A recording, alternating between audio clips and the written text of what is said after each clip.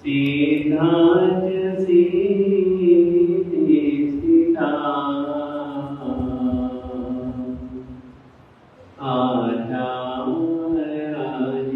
शाशिनो नदी करा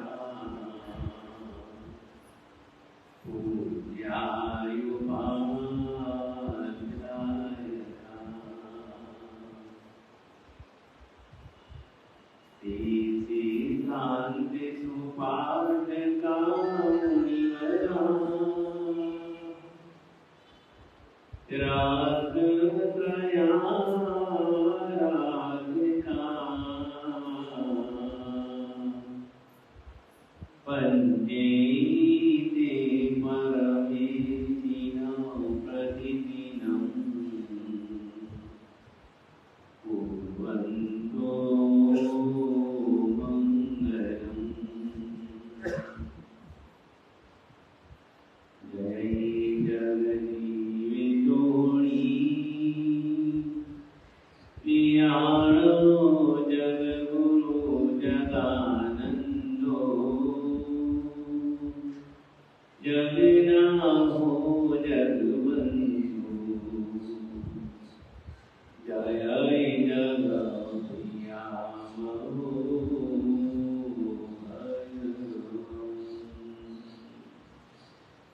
जय ज्ञानं महो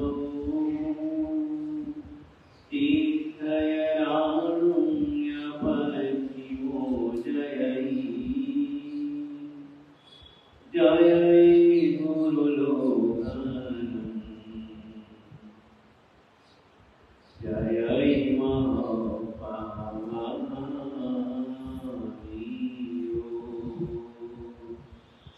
अज्ञानतिमिरान्धनानां ज्ञानाञ्जनशलाकया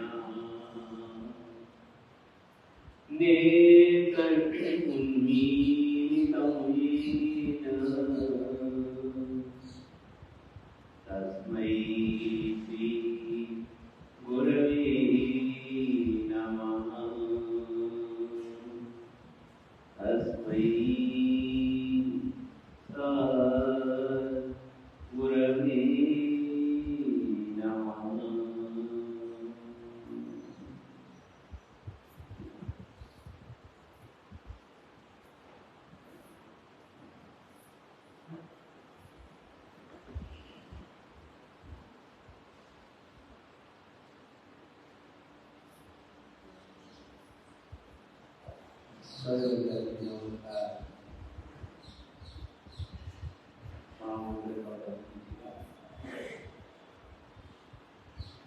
ओम नमो हरिहंताय ओम नमो सीताय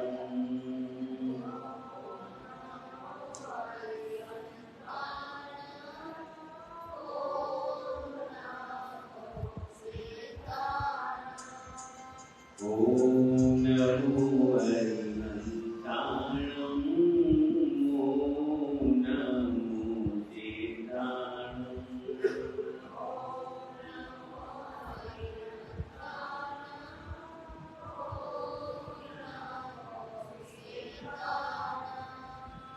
ओम नमो आयर्याणं ओम नमो युवत्यायानं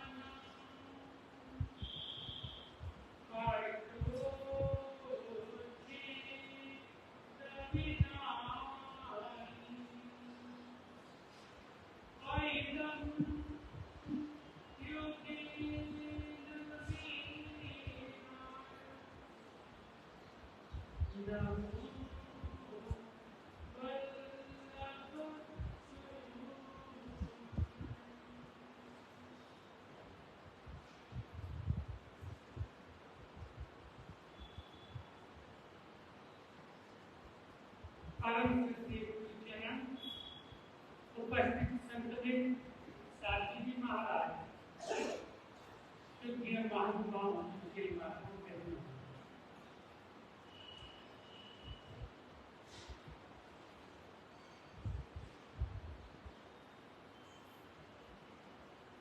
क्या दोस्त थे उन्होंने मन में विचार किया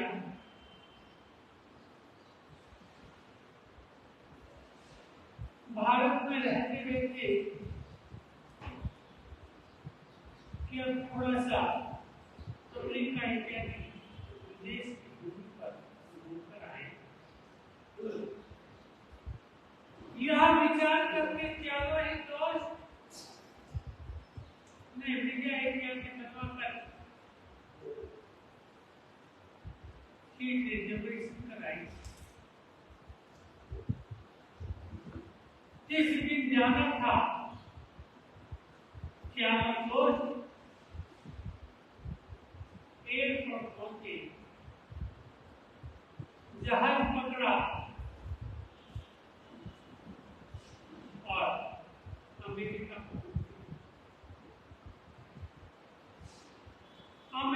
पहुंचे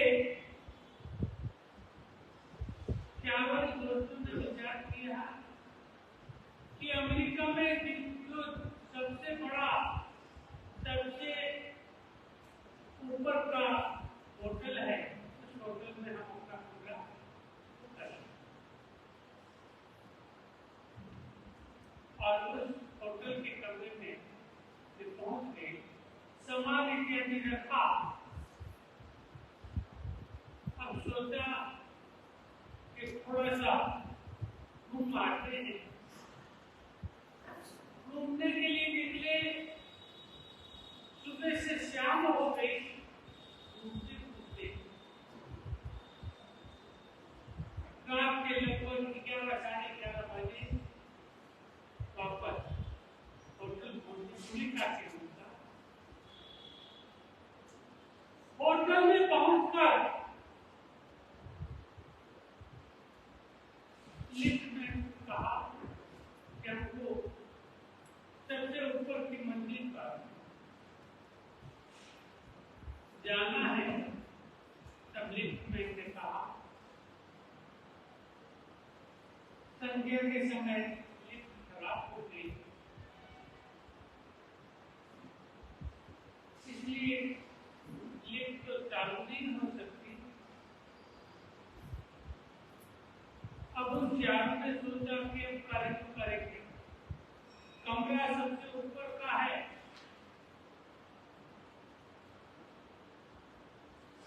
फिर विचार किया कि चलो कोई बात नहीं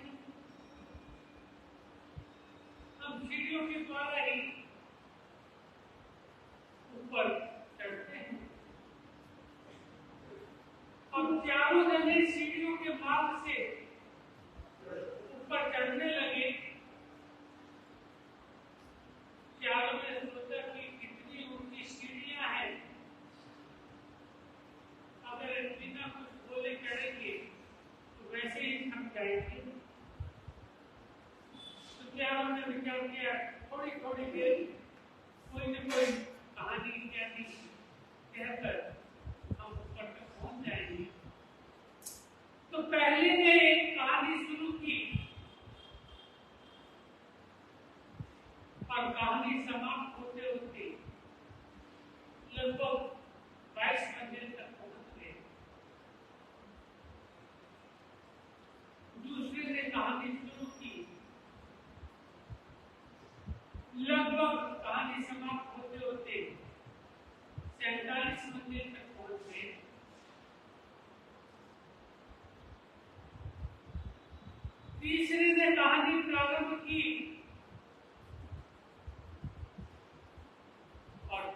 भी समाप्त होते होते लगभग 75-77 मंजिल तक पहुंच गए। अब चौथे दोस्त ने कहा, आपने मेरे लिए तो समय रखा ही नहीं, इतने मंजिल तक पहुंच गए, अब तो मैं छोटा सा चुटकला कहकर ही शेष मंजिल पूरी कर लेंगे। फिर अचानक उसको ख्याल आया,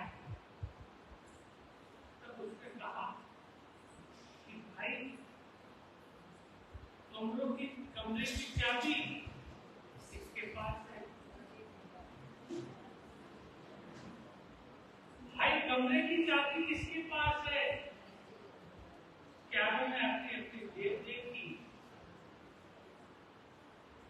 कमरे की चाबी उनके पास नहीं। तब उसने कहा कमरे की चाबी तो गाड़ी में ही रहती।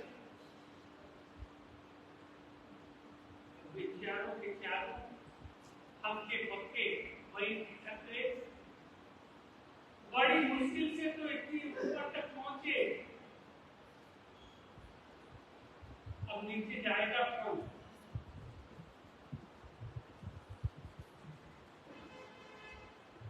अब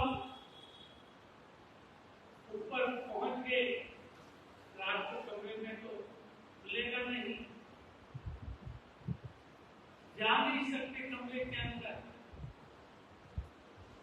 वे सीढ़ियों में ही निकाल लगा। दिन भर के थके हुए ऊपर इतनी सीढ़ियां चढ़े, तब वे बोले कि जितना मजा हमें कहानी सुनते सुनते नहीं आया, उतना मजा तुमने अकेले नहीं ले दिया।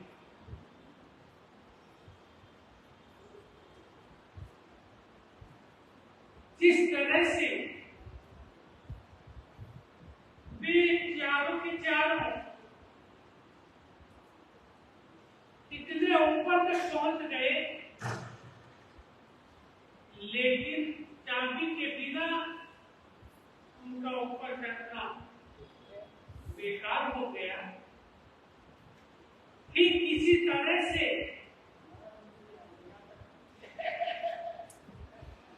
सम्यक दर्शन के अभाव में,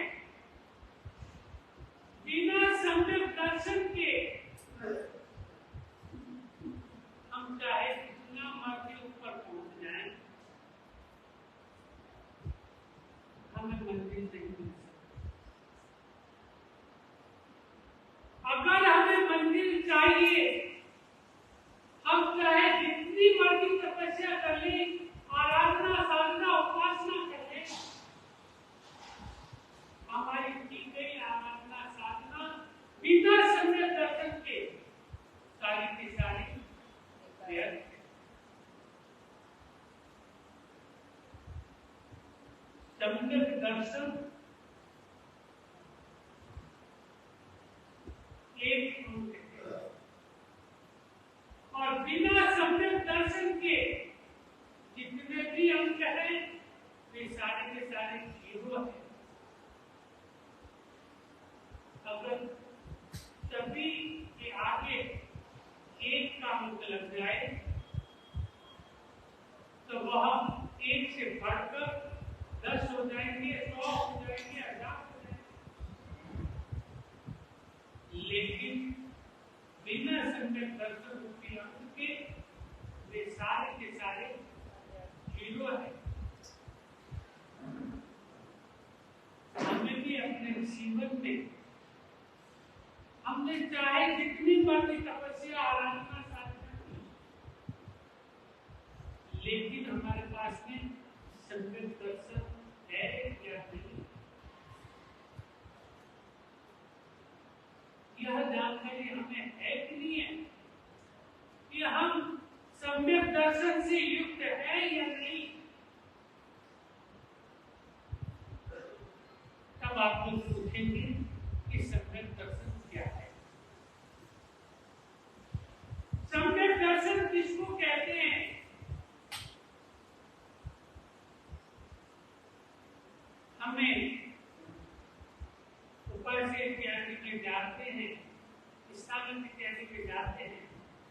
कह देते हैं कि संकल्प लिया है, हमने सम्यक को ग्रहण किया है, लेकिन सम्यक को है क्या?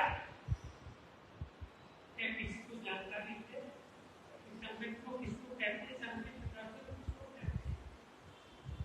सम्यक दर्शन किसको कहते हैं? हम पोषण करते हैं, पोषण करते हैं, आप लोग पोषण करते हैं, पोषण करते हैं तो रात्रि पोषण में संधारा पौड़ी पढ़ाते हैं। उस संधारा पौड़ी में एक सूत्र आता है,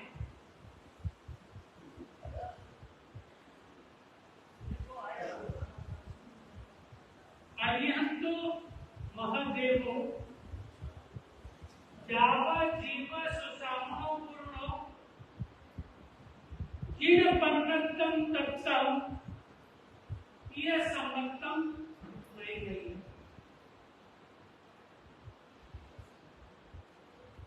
सभ्यत्व क्या है? सभ्यत्व की परिभाषा क्या है?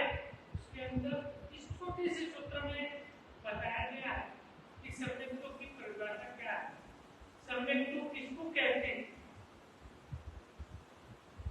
अरिहंतो महादेवो, अरिहंत परमात्मा मेरे देव है।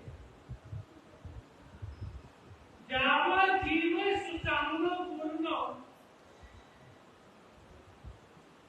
जीवन पर्यंत तक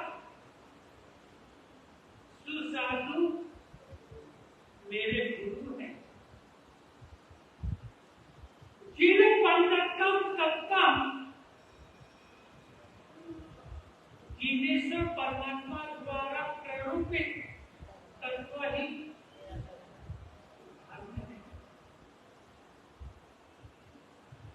यह संबद्धम मैत्रेयम, यही सम्यक्त्व है, यही सम्यक्त्व की परिभाषा है। सम्यक्त्व कुछ और नहीं, सम्यक्त्व केवल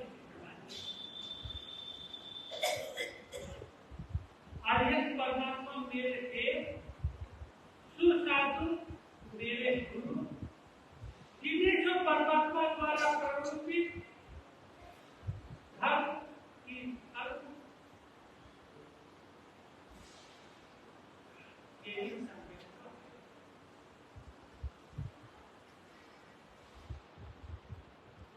सम्यक्त्व को हमने जान लिया कि अरिहंत परमात्मा मेरे देव है, सुसाधु मेरे गुरु है, जिन्हें जो परमात्मा द्वारा प्ररूपित तत्व धर्म है। देव गुरु धर्म की जानकारी हो गई,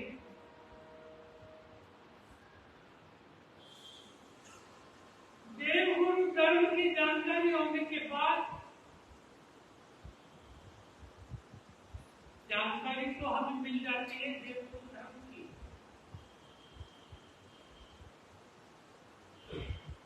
लेकिन जब तक उसके ऊपर हमारी श्रद्धा नहीं है, तब तक सारी जानकारी व्यर्थ। यहाँ पर यह बताया गया है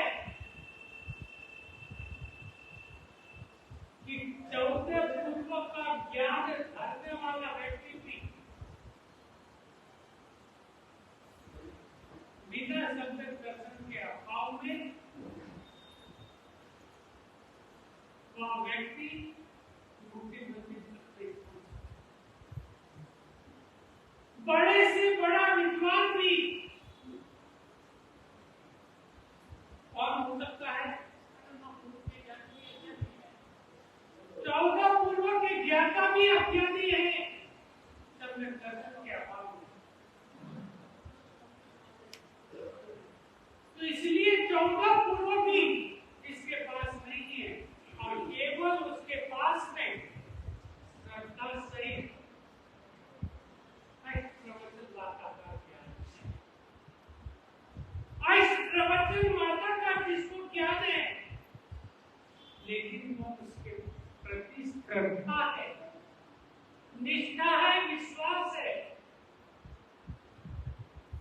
और श्रद्धा युक्त व्यक्ति भले उसको थोड़ा ही ज्ञान है, वह सबसे प्रयुक्त होकर मंदिर तक पहुंच सकता है। जमाली परमात्मा का जमाई, भगवान महावीर का जमाई जमाली, और जमाली बिल्कुल निकट का, भगवान महावीर का निकट संबंधी, निकट का संबंधी होते हुए भी परमात्मा की वाणी पर विश्वास न होने के कारण वह जमाई भी कहाँ गया?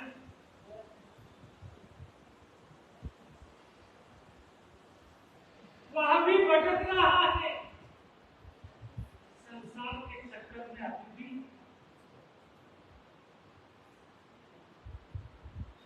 अर्जुन माली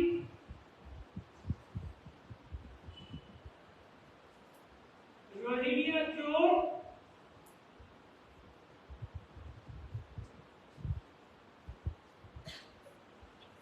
तो परमात्मा के निकट निकट ही नहीं, बहुत दूर दूर के संबंधी, कोई रिश्ता नाता नहीं,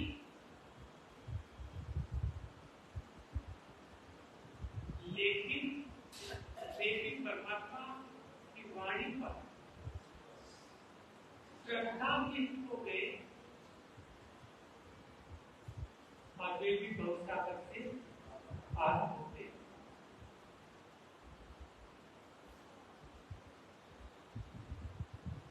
बस जरूरी है हमारी श्रद्धा।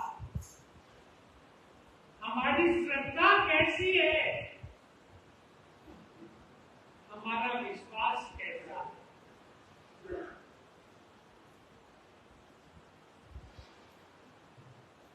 आप लोग स्वयं सोचते हैं कि आपकी श्रद्धा कहां पर स्थित है।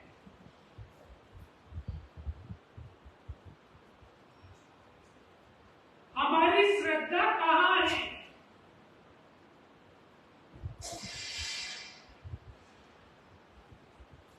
बुद्धि निदान अभय कुमार,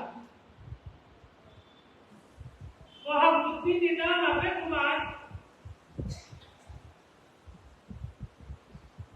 राजगद्दी सैनिक महाराजा दे रहे, भाई तू राजा बन गया।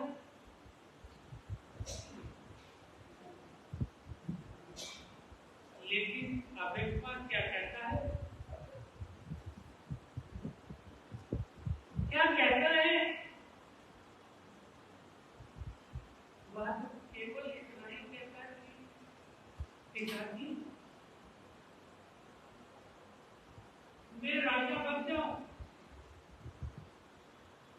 लेकिन भगवान महावीर ने कहा है, रघुवीर ने कहा है कि मेरा शासन का अंतिम राजऋषि, मेरे शासन का अंतिम राजऋषि हो चुका है। अब कोई भी राजा साधु नहीं बनेगा। परमात्मा महावीर के शासन का अंतिम राजऋषि कौन था?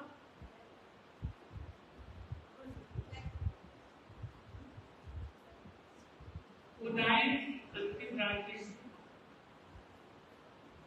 परमाधिराज परिषद पर्वों में हमने सुना भगवान महावीर के शासन का अंतिम राजऋषि उदायन, वह पिताजी अंतिम राजऋषि हो चुका है। अब कोई भी राजा साधु नहीं बनेगा। और पिताजी मुझे तो दीक्षा लेनी है। अगर मैं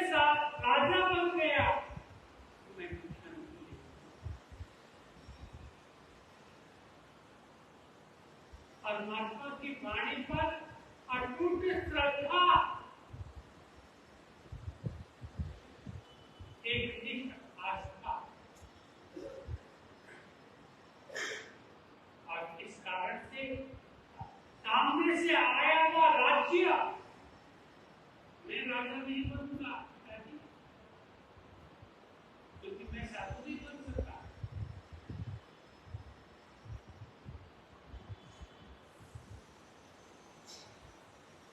सामने से जब लक्ष्मी तिलक करने आए,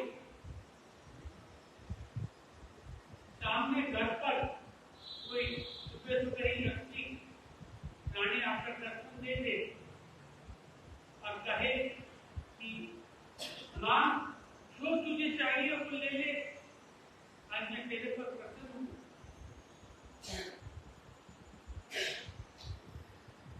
तो क्या करेंगी?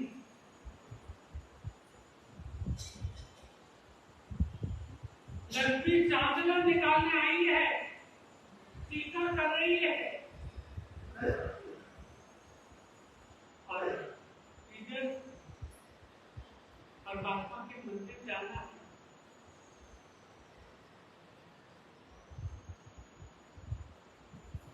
और उस समय में हम कहते हैं कोई बात नहीं, मंदिर तो बाद में चला जाऊंगा, मंदिर कहीं और थोड़ी जाने वाला है।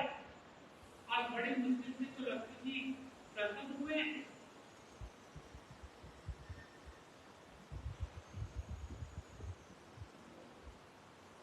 और हम पूजा को मौन कर देंगे और हमारा कर्तव्य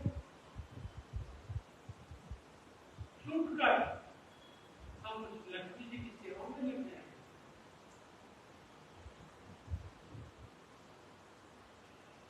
हमारी श्रद्धा कहाँ पर, हमारी निष्ठा डावाडोल है।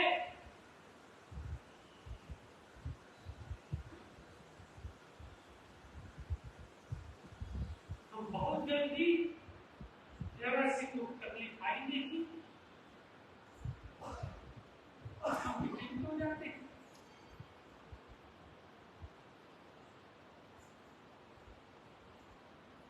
थोड़ा सा कष्ट आए नहीं, अरे भगवान के मंदिर में जाने से तो हमारा कष्ट दूर नहीं होता। चलो देवी देवता के यहाँ चलते हैं, बाजार पर चलते हैं,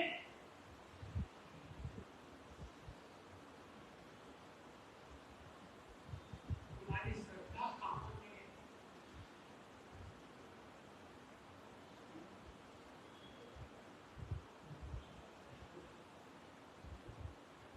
और यही श्रद्धा हमें बीच बाजार में हमेशा बुलाती रहती है।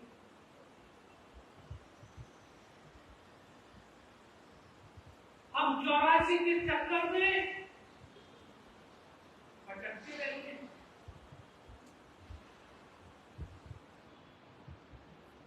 परमात्मा महावीर कहते हैं कि जो दर्शन से भ्रष्ट हो गया वह भ्रष्ट हो गया, लेकिन जो चारित्र से भ्रष्ट हो गया और उसके जीवन में दर्शन है, तो चारित्र से भ्रष्ट हुआ व्यक्ति सुधर सकता है, लेकिन जो दर्शन से भ्रष्ट हो गया तो कभी भी सुधर नहीं।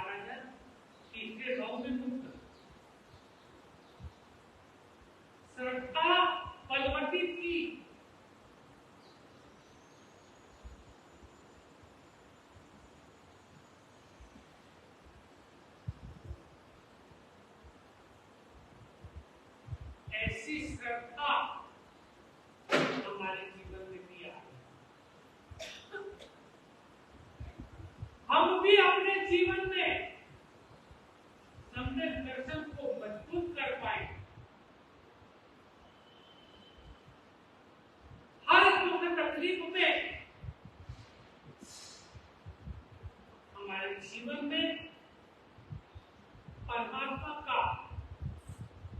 जीवन सामने होगा, उसके सामने। और जब हर दुख तकलीफ में उन महापुरुषों के जीवन को हम अपने सामने रखेंगे कि अरे उन्होंने कितना कितना कष्ट सहन किया, मेरा तो कोई दुख है ही नहीं उनके साथ।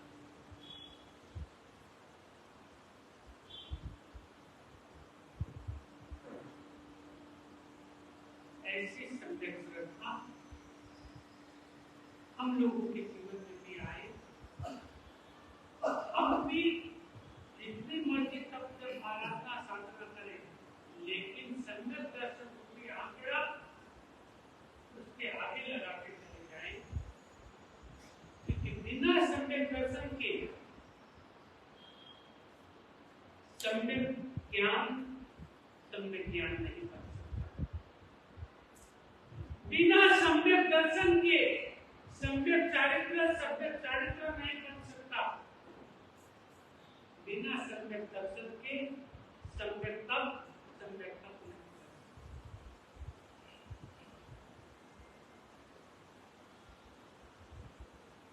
कोई भी आज तक कामली तापस के जीवन का वर्णन अगर हम सुने, उस कामली तापस ने कितने वर्षों तक तपस्या की? छठ के पारने छठ, और उस छठ के पारने में भी आंटिल, और वह आंटिल भी कैसा? बिल्कुल निरस।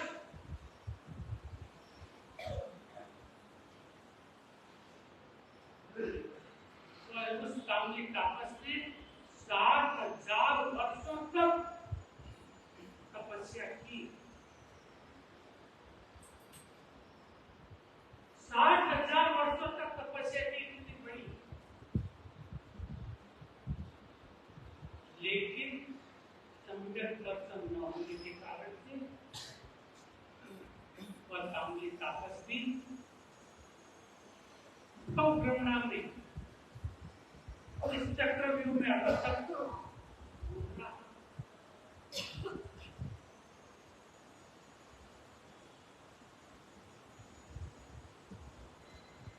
हम भी आज नवपद होली की आराधना के छठे दिन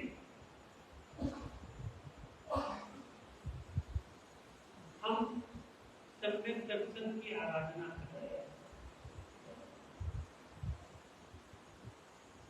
सम्यक दर्शन रूपी पद की आराधना करते करते ओम ह्रीं नमो दर्शनस्य इस पद की माला गिनते गिनते बस मन में एक ही भाव रखे, मेरी परमात्मा के बताए गए शासन के प्रति अटूट आस्था बने, अटूट श्रद्धा बने।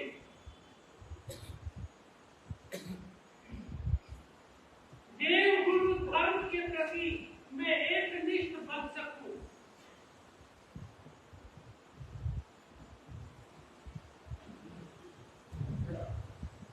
यही अटूट आस्था, यही अटूट श्रद्धा हमें इस अभ्रमणा को कम करने से सहायक हो पाए।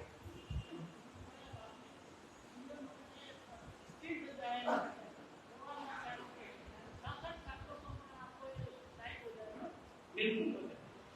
जिससे चारित्र होता है तो मातम भवी होता है। बिल्कुल सही बात है।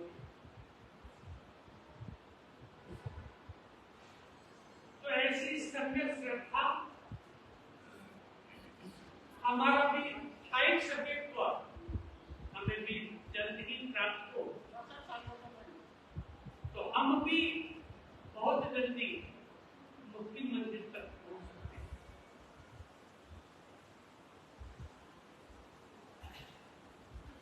ऐसी सम्यक दर्शन करके आराधना आज सफेद वर्ण से हम लोग करते हैं।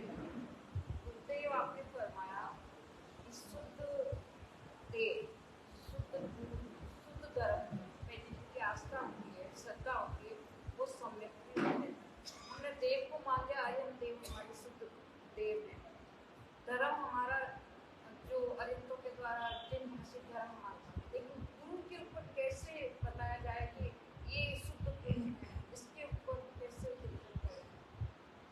देखिए, गुरु पंच महाव्रतधारी गुरु गुरु है। तो परमात्मा ने पंच महाव्रतों की प्रयोजना की, उसके अनुसार जो पंच महाव्रतधारी है,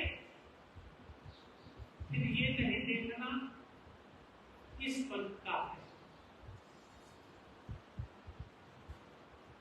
यह होना चाहिए पंच महाव्रतधारी साधु ही, चाहे कोई भी हो। स्थानकवासी नहीं देखना, तेरापंथी नहीं देखना, रामचंद्रेश्वरी का नहीं देखना, वल्लभपुरी का नहीं देखना। गुरुदेव, ये बात आज आपने बहुत अच्छी क्लियर कर दी। पंच महाव्रतधारी साधु मेरे गुरु हैं। बस परमात्मा ने हमें पंच महाव्रतधारी साधुओं के बारे में ही बताया। जो पंच महाव्रतधारी है, लेकिन मेरे गुरु हैं। चाहे मोहन भानुसुरी के साधु हो, चाहे रामचंद्रेश्वरी के साधु हो, चाहे कोई भी साधु क्यों ना हो, जो पंच महाव्रतधारी साधु है, वे साधु सुसाधु। हम भले किसी को भी माने, हमारी आस्था कहीं पर भी रहे, किसी भी कोई परंपरा से हमारी आस्था जुड़ेगी, कोई भी दिक्कत नहीं।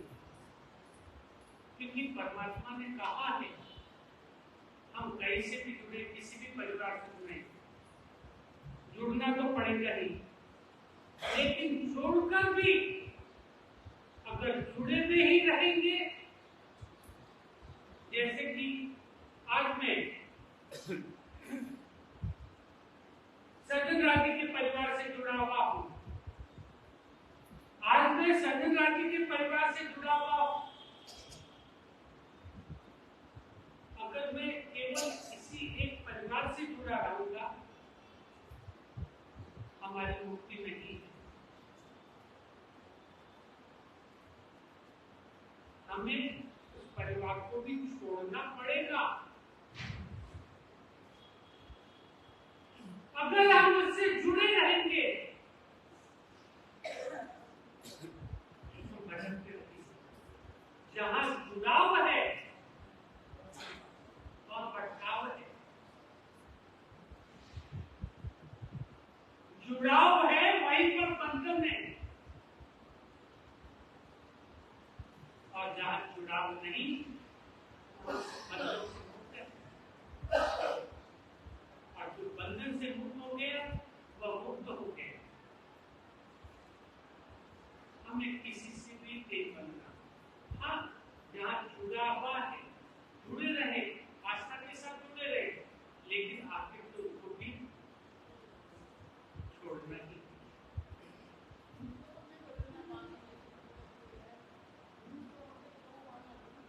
पंच महाव्रतधारी गुरु, और जिनके साथ उस गुरु से जुड़े हैं कि मेरे गुरु फलाने हैं, वह गुरु रहेगा, लेकिन उस गुरु को भी छोड़े बिना तो वही क्या है, मुक्ति पानी है, मुक्ति छोड़ना तो ही, उसको छोड़े बिना मुक्ति नहीं। किसी को भी बनाए, कोई भी गुरु है, लेकिन वह गुरु पंच महाव्रतधारी है। कोई भी गुरु बने,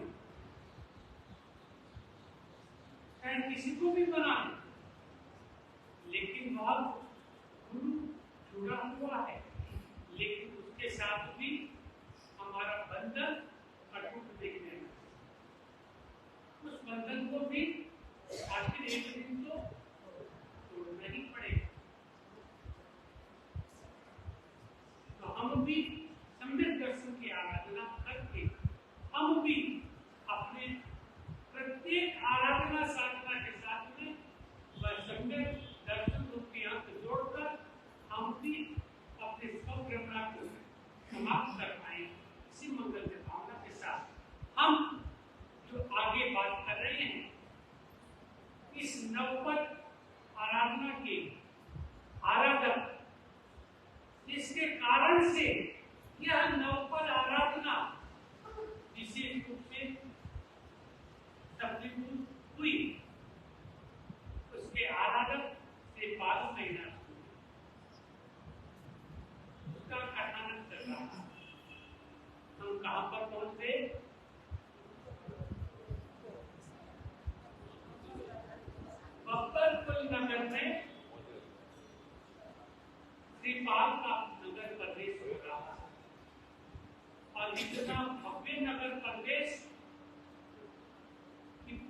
सुबह से लेकर शाम सो गई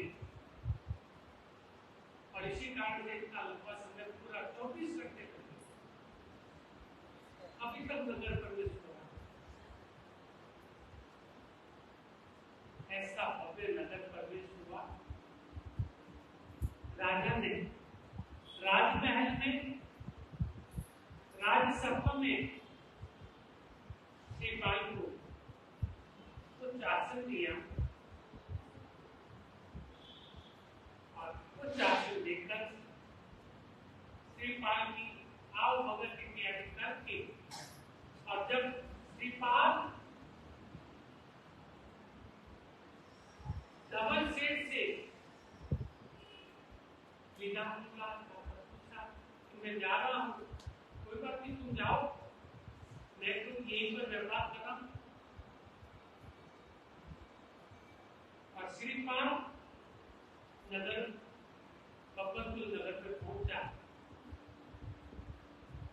राजा का आतिथ्य सत्कार स्वीकार किया। फिर राजा ने निवेदन किया,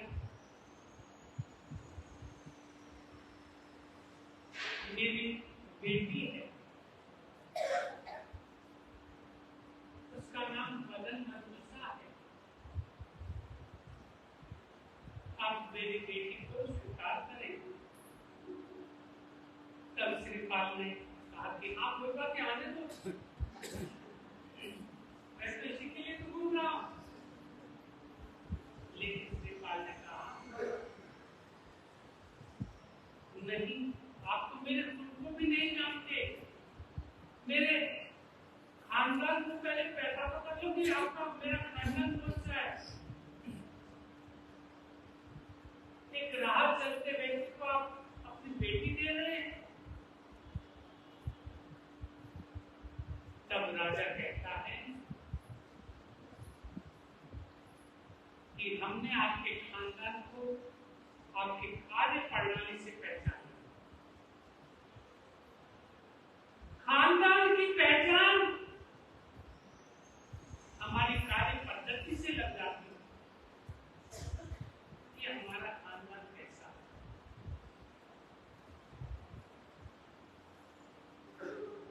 यह पहचान परिवार की खानदानी से तुरंत पता लग जाती है कि यह किस खानदान का है, कुछ घराने का है या नहीं है। यह उसके व्यवहार से पता लग जाता है। इसलिए हम वह महाकाल राजा कहता है, हमने आपके खानदान को पहचान किया, हमें कोई भी आपके कुल के बारे में जानने की जरूरत थी। आपका व्यवहार, आपकी क्रिया पद्धति सब हमें बता रही। आप तो केवल मेरी बेटी को स्वीकार करो। तब श्रीपाल ने अपने नेत्र नीचे कर लिए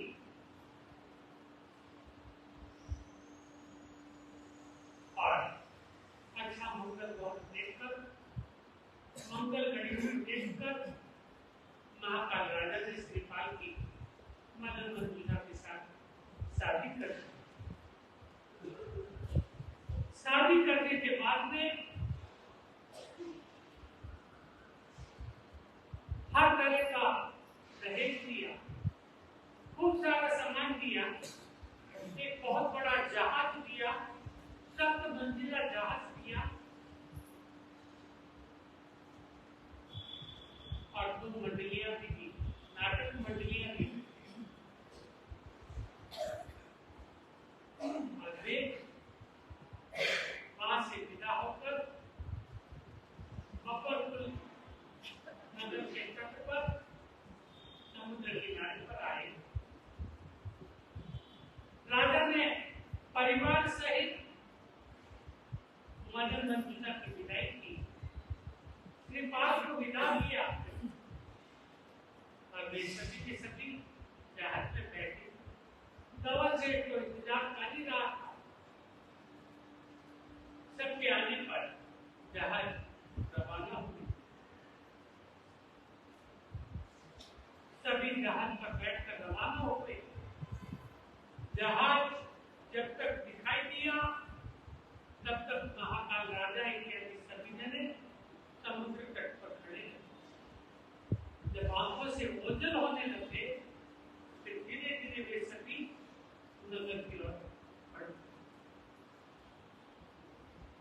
इस तरह से श्रीपाल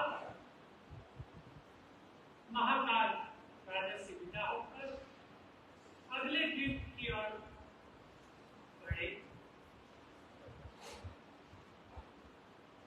और अगले द्वीप पर बढ़ते बढ़ते एक दिन वे एक द्वीप पर पहुंचे और उस द्वीप का नाम था रतन द्वीप। रतन द्वीप पर पहुंचे। रतन द्वीप पर पहुंचकर श्रीपाल ने एक तंबू बनवाया और तंबू में बड़े आराम से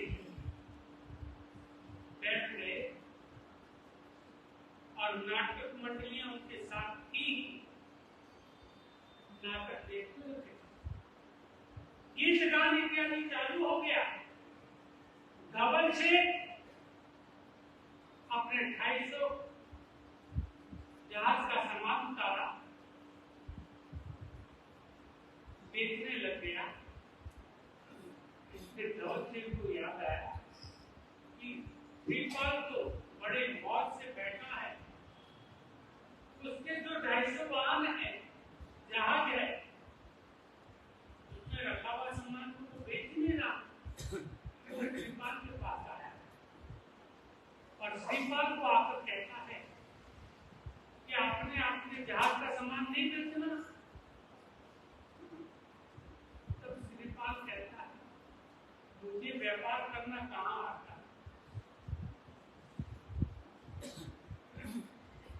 अगर आपको बेचना है सारा माल, आप जो उचित मूल्य हो मूल्य के अनुसार बेच दो, जो राशि मेरे लिए हो मुझे दे देना।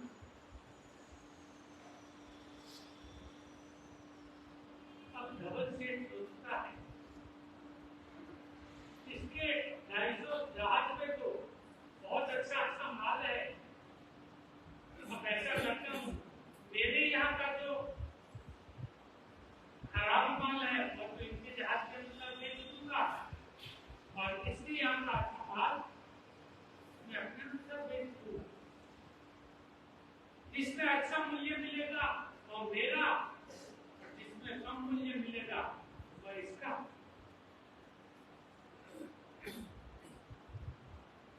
और इधर श्रीपाल को यह कहकर धवल सेठ माल बेचने लगा। इधर श्रीपाल राजा जिस तंबू में बैठा था, श्रीपाल की नजर अचानक बाहर तंबू के बाहर गई। तो बाहर एक व्यक्ति खड़ा है। श्रीपाल ने उसको इशारे से अंदर बुलाया। नाटक इत्यादि जब तक चल रहा था वह भी नाटक देखने बैठ गया। जब नाटक समाप्त हुआ तब श्रीपाल ने पूछा भाई आप कौन हो, कहाँ से आए हो?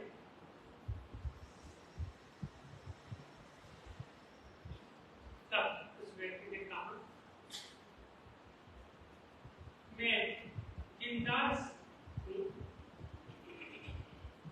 मेरा नाम जिमदास है और ये तो पास में ही जो ये द्वीप है, इस द्वीप का नाम तो रतन द्वीप है और इसके पास ही एक पहाड़ी है।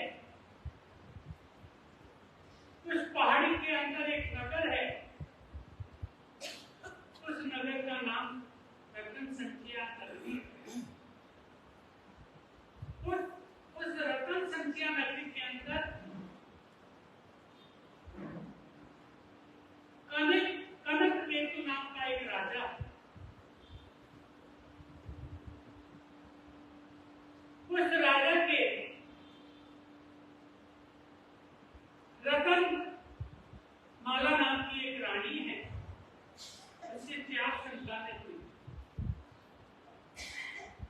कनक प्रभु, कनक ध्वज, कनक केतु और कनक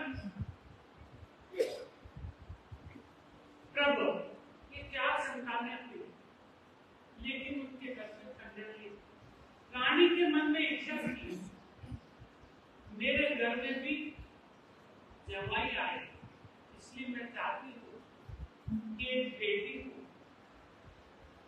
और बड़ी मनोज्ञा मांगने के बाद में उनके घर एक बेटी हुई।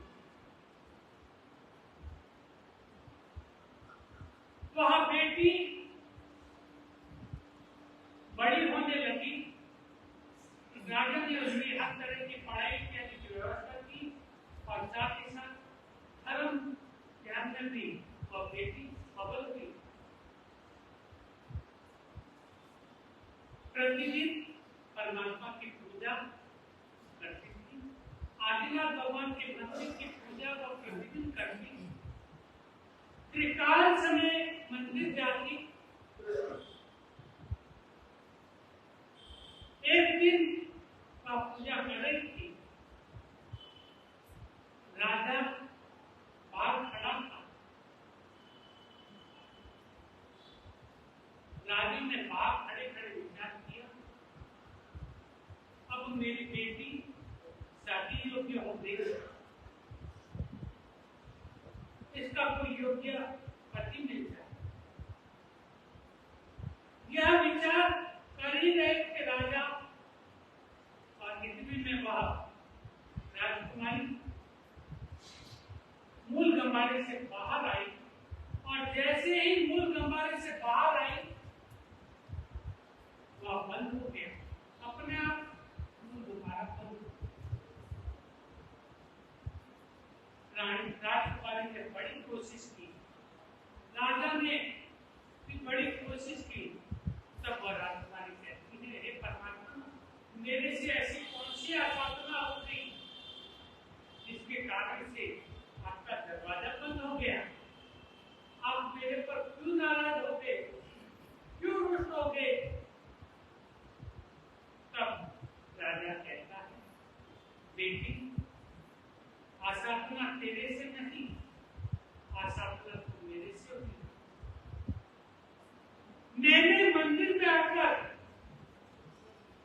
तेरे लिए योग्य वर की विचारना मेरे मन में आई, और जैसे ही यह विचारना आई परमात्मा का दर्शन खत्म हो गया।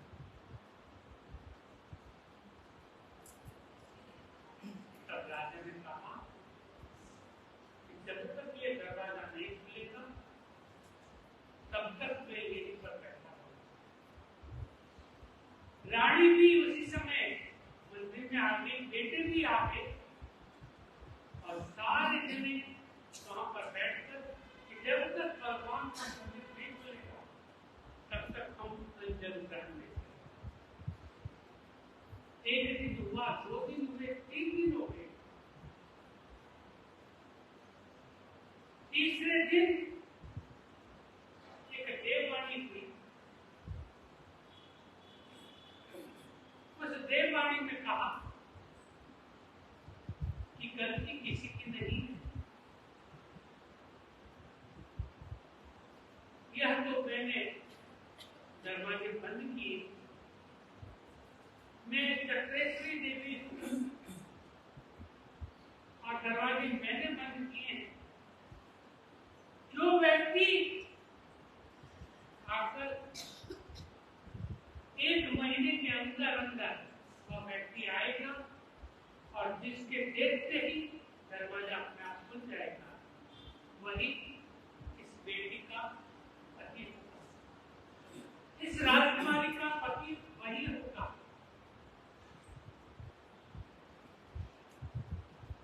और वह आज 1 महीना पूरा होने आया, और मैंने देखा कि आज समुद्र तट पर जहाज आए हैं, तो मैंने देखा कि देवी संकेत के अनुसार वही देवी संकेत के अनुसार व्यक्ति आया, और मैंने फिर आपको देखते ही मेरे मन में विचार आया कि आज ही देवी संकेत के अनुसार वह व्यक्ति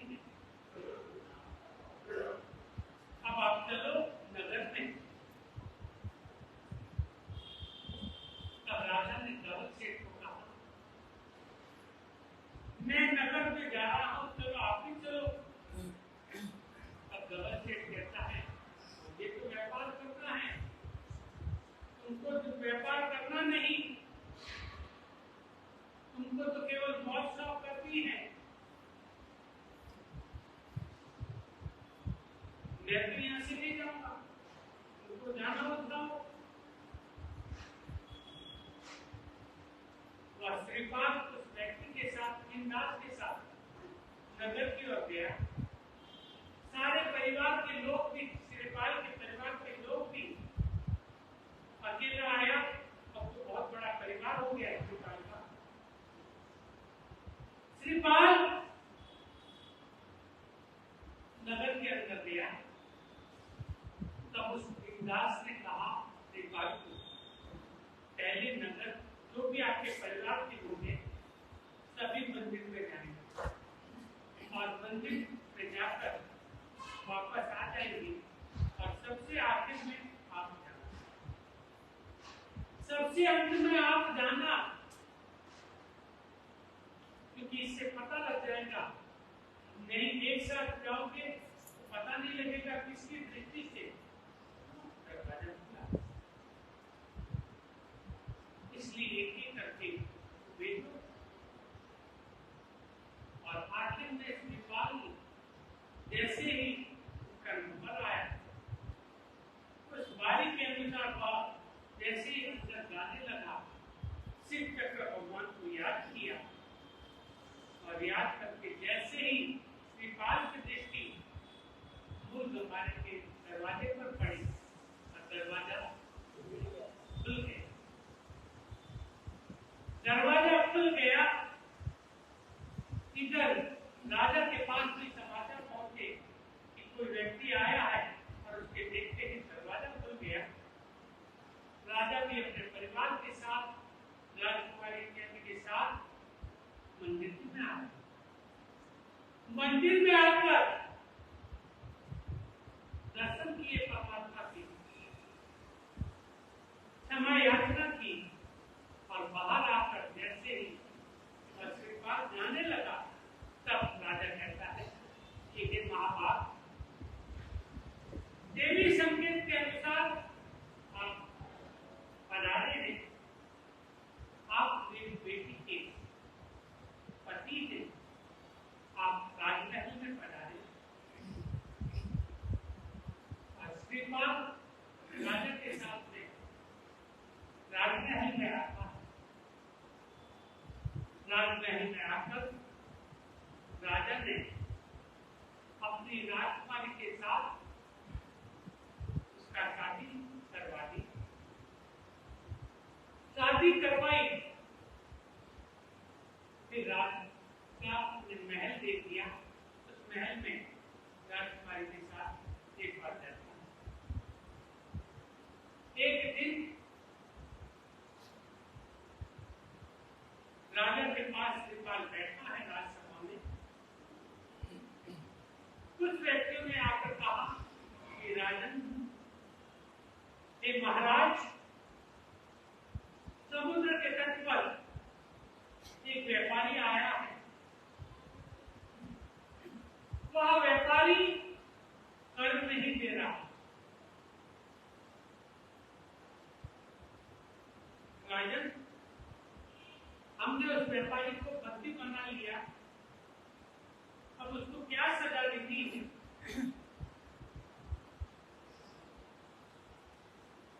श्रीपाल ने जैसे ही ये सुना तो श्रीपाल ने मन में विचार कर लिया, हो ना हो बहुत जबरदस्ती है।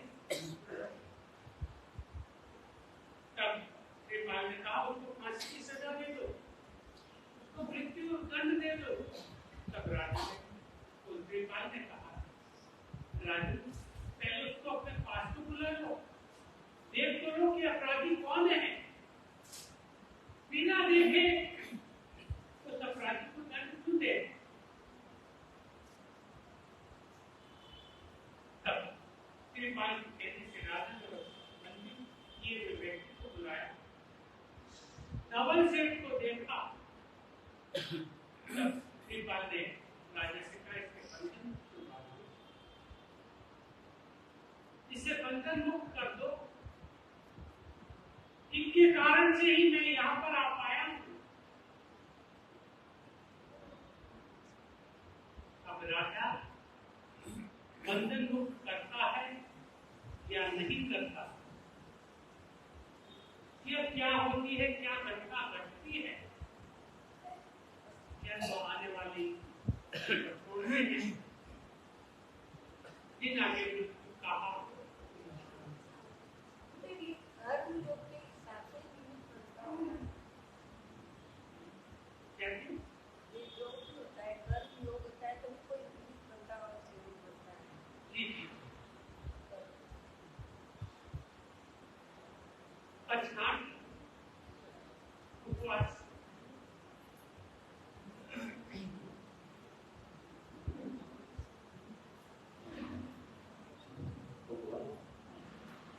सुरभि वसंतम प्रचखाई देवी हारम असनुम कायकुम सुरत्रावम सरसरिनम वसनकालिनम चिंतामोहिनम ताहुवैनम मंत्रालिनम सौस्मेतरिनम पांथार कोर्चे झाड़कोटे मुखम सारिनम सागारी गारिनम आउम कसारिनम खानिनम पांथिन आरिनम छिनवा आईवी एक आत्मा Oggi nokasi polsi sarthakam militi haram balam sayyidum sanamanta asayam pachandalainam dinna mohinam savam mutralinam sausmayam jalainam ayam milim vidiyum vajnenam navinam sahasarinam devanevinam niratum satanam vikinam purushamukina paitam jalainam egatni vyasam militi haram sayyidum sanamanta asayarinam sagarigarinam आंकम प्रसारण को उठाने का कारण जो आलिंगन वंशी ने वापस उन्हें मास्टर से हमारे चल सकते पैचती पढ़ना और सूचना प्रसारित करें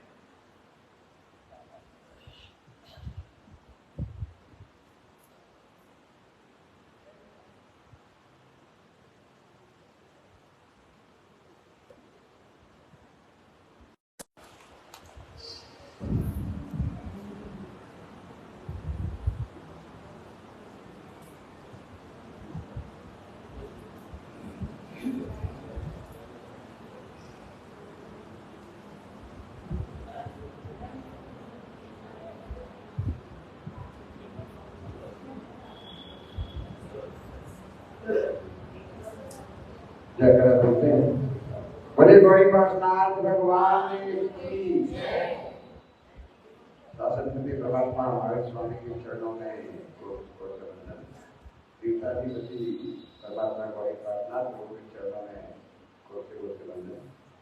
परम पूज्य आचार्य भगवान पंजाब के वल्लभ सुरेंद्र जी महाराज साहिब, पीठाधिपति नित्यानंद जी महाराज साहिब एवं हमें चातुर्मास में जिस तरह चलाता हमारे अपने बड़े भैया बड़े बाबा स्वर्ण संत गुरुद्वारा भूषण ज्ञान प्रभाकर परम पूज्य जन्मपुरी जी महाराज साहब के चरणों में उनकी ओर से वंदना। पूज्य गणिवरी विजय जी महाराज साहब रविराजी साधु दादी भगत के चरणों में उनकी ओर से वंदना। सामूहिक रूप से गुरु भक्तों की सुचाता साहिब साता में तीर्थ पर अनेक विध तपस्याओं का दौर चला और वर्तमान में आशोष मास में नवपति की शाश्वत होली जी की आराधना वर्तमान तक की होली धर्म चक्र तक सहित अनेक तपस्याएं तीर्थ पर ये गुरु कृपा से निर्बाध रूप से चल रही है। और होली जी की आराधना में इस बार तपस्या का रुझान बहुत ही बढ़िया। नवासी परिवार की खूब अनुमोदना कि उन्होंने एक सुंदर नाम दिया सविता श्रीमती दाराबाई सविता संजय सर विनीता जी तो खूब अनुमोदना विराट जगत वाला ने काम किया है और बहुत ही अच्छी सेवा भावना से परिवार में लगभग 7 होली चल रही है और बहुत बढ़िया बात की लाभार्थी स्वयं होली कर रहे हैं। 7 होली की चर्चा चल रही है, देखते हैं तो लगता है एक्चुअली में सदन राशि में 1 या 2 आदमी किए हैं, लेकिन लगातार अभी आज 6ठा आदमी उनका होना है। पहली बार आदमी बड़े तपस्या के सब सादा पूछते हैं तपस्वी साधना में व्यवस्था ठीक है। वैसे तो लाभार्थी खूब मन से करा रहे हैं भाई साहब, रोज पदार्थ है बदल जी भाई साहब से समाज में जिनकी अनुमोदना की जाए। होली जी की तैयारी में भी इन्होंने जिस रुचि से मेरे से बात करके जो तैयारी की और समाचार बराबर आ रहे हैं अनेक नए आइटमों के साथ। वैसे तो सबके अंदर आइटम का मतलब नहीं होता है, भावना होती है सबकी, लेकिन फिर भी तपस्या की सुविधा के समझे अनुमोदना के लिए अनुमोदना बहुत ही अच्छा लगता है। कुछ लोग घर पे भी होली कर रहे हैं, गुरुदेव ने फरमाया 90 से अधिक तो यहाँ बधा रहे हैं, 100 सवासों के कीर्तन ईश्वर सोनी की आराधना हो रही है। पूर्व तपस्या की शुद्धता करता हूँ। श्री चक्रमा पूजन पूर्णिमा के दिन 12:39 पे लाभार्थी परिवार की ओर से रखा गया है। नियमित परमात्मा की भव्य आराधना हो रही है। आज मोहिनी कर्म निवारण पूजा 2 बजे 2:15 बजे का समय रखा है। दोनों मंडल सामूहिक रूप से ये पूजा पढ़ाने के लिए आमंत्रित हैं। समय में प्रभारे प्रतिक्रमण का समय 6:30 बजे 6:30 बजे। अच्छा बैनर वाला पता नहीं थोड़ा लेट 6:15 बजे। 5 से पधारे हुए मेहमानों के भोजन और आवास की व्यवस्था उपलब्ध है। गुरु पद से अनुरोध सबको सार्वजनिक करने का लाभ है। प्रभावना सामूहिक प्रभावना में से लाभार्थी परिवार की ओर से 2 प्रभावना है। व्यवस्था देखो व्यवस्था देखो और कोई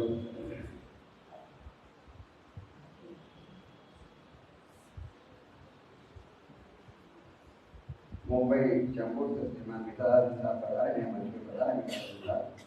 संघ की ओर से रोमान ग्रहण करें। रोमान के लाभार्थी बड़े भाई टीम के पूर्व अध्यक्ष किशोर साहब जी की चैम्बूर संघ की ओर से रोमान करें। स्वागत गुरु भक्तों का समय पे लगातार गुरु भक्तों के दर्शन आप पदार्थ हैं गुरुदेव के दर्शन करने और जो गुरु के भक्त होते हैं उनकी कितनी अनुमोदना की जाए।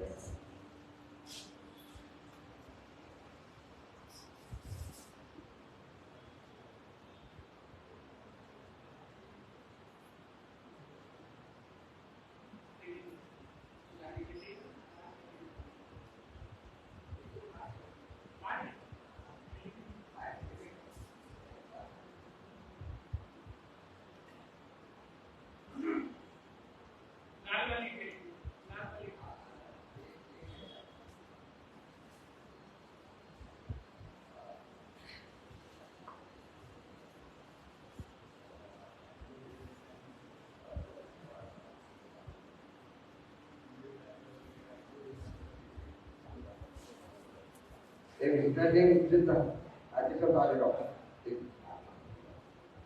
बोलो सरसना देव की जय।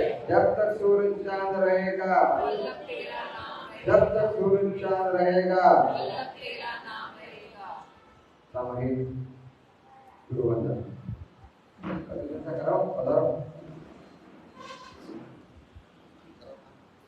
चामी खमासनो बंदियो जाने जाए नामी नामी खमासनो बंदियो जाने जाए मछेन नामी विचकार सोराई सुक्तक शरीर निराबाद सुख संजम यात्रा निर्वोध सोजी स्वामी साता छेजी बात पानी नो लाभ दीजो जी।